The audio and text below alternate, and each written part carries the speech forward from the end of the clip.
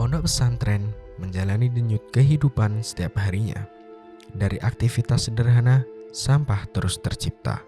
Dari kebutuhan primer seperti makan, ternyata menyebabkan sampah sisa makanan. Hal sekecil ini, bila tidak ditangani secara tepat, akan menyebabkan penumpukan sampah yang dapat berdampak pada kesehatan, kenyamanan, maupun kerapian. Banyaknya santri dalam satu lingkungan bukan hanya tentang kebersamaan, tetapi juga tentang tanggung jawab bersama.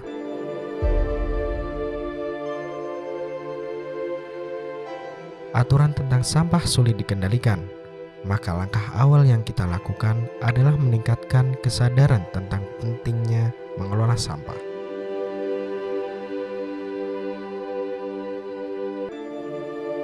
Dengan memilah sampah dari sumbernya, sampah organik dapat diperdayakan menjadi pupuk kompos yang bermanfaat.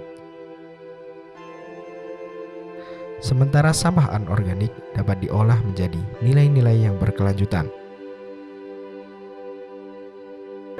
Dari pesantren, langkah kecil ini menjadi salah satu cara untuk menjaga lingkungan dan masa depan bersama.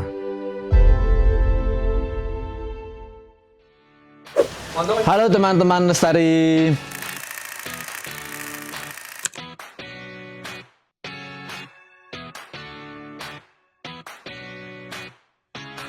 Assalamualaikum warahmatullahi wabarakatuh. Perkenalkan, nama saya Gatan Tampan.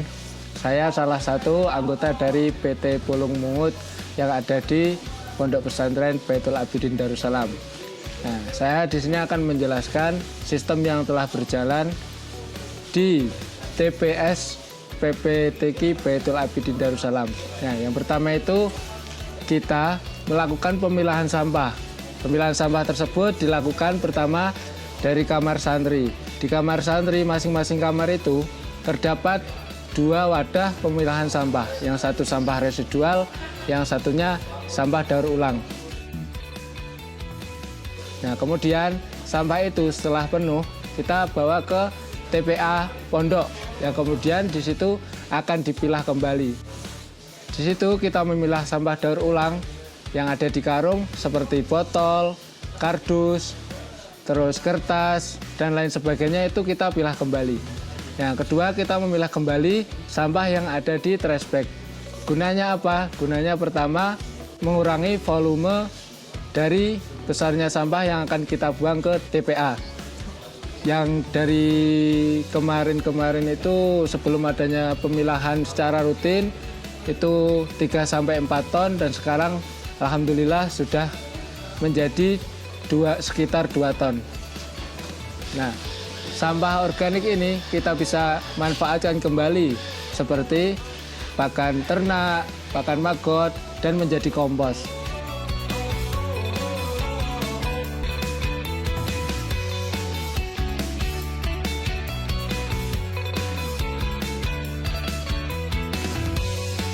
Sedangkan sampah daur ulang kita akan jual ke pengepul nantinya kalau sudah penuh di tempat penyimpanan kita.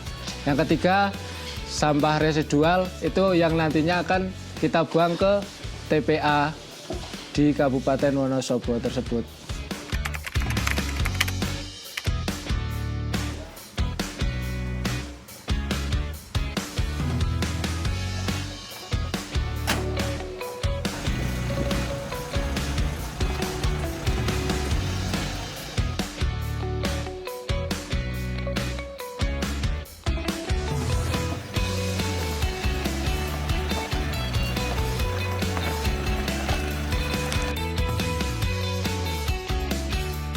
Dengan adanya program pemilahan sampah di pondok pesantren yang bermanfaat, program tersebut sangat membantu pengelolaan sampah di TPA Kabupaten Wonosobo.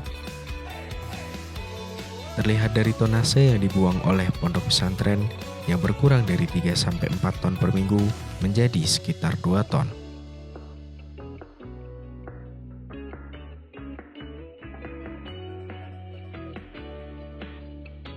Tentunya semua ini dapat menjadikan lingkungan pondok pesantren yang bersih dan nyaman. Kita juga mengolah sampah limbah pakaian yang ada di jemuran dan yang ada di tempat umum, kita itu ambil. Kita gunakan kembali, kita pilah yang masih bisa digunakan dan yang tidak bisa digunakan. Yang kita bisa gunakan kembali, itu kita cuci kembali, kita jemur, dan nantinya ada sistem lelang di setiap minggu awal bulan. Dengan adanya edukasi pemilahan sampah di pondok pesantren, kami berharap agar nantinya ketika teman-teman santri sudah pulang ke rumah, itu dapat mengaplikasikan kembali apa yang sudah diajarkan di pondok pesantren, seperti pemilahan sampah organik yang dimanfaatkan kembali, non-organik atau sampah residual itu dapat membedakan dan nantinya dapat dimanfaatkan. Dan itu dimulai dari lingkup terkecil, yaitu lingkup rumah tangga.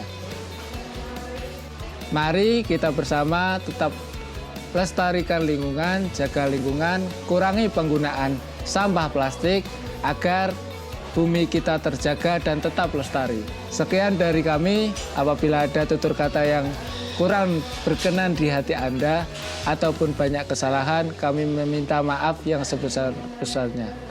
Assalamualaikum warahmatullahi wabarakatuh. Jaga lingkungan, pungut, pilah, olah sampahmu, sampahmu, tanggung jawabmu. Nama saya Katan Baik, Mas saya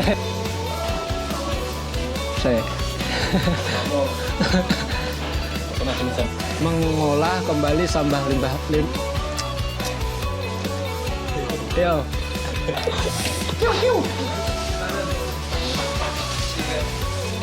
Sip. Iya, Mas. Dengan adanya apa, Mas? Perihal lingkup terkecil seperti rumah tangga, rumah kepompong, rumah kepompong. Untuk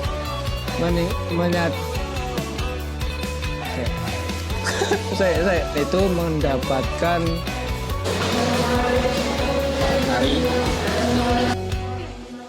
Asik.